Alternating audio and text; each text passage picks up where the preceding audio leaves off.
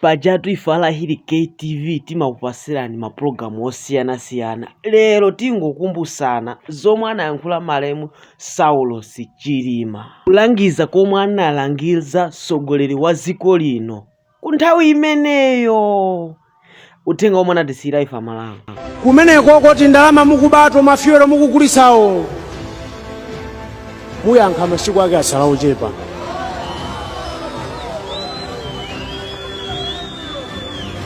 Sitingamakhale Malawi muno anthu kumavutika ifeyo nkumaombera m'manja mbava ayi. Dr. Lazarus Chakwera kumene muliko kulilongwe ziwani kuti upresidenti watani watha.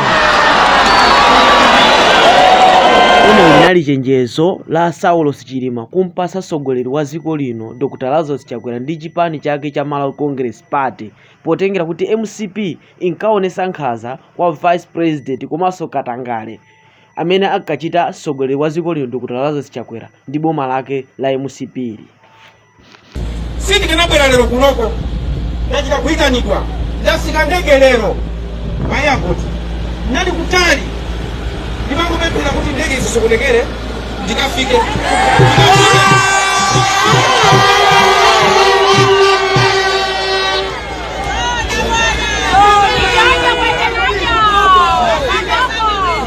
Ino ni ma Vice President kuyankhula chininga kapena kuti kuyankhula mosabisa pokuzana nkhaza za Malawi Congress Party. Saulo Chilima ankayankhula inafika level yonera kuti pakana anaphedwa.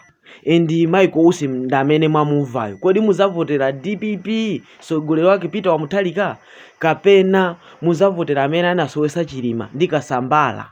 Amalawi chisankho ndi chano pa 16 September kuvota chipani cha DPP kuti mupeze mtendere. I got to do as I say.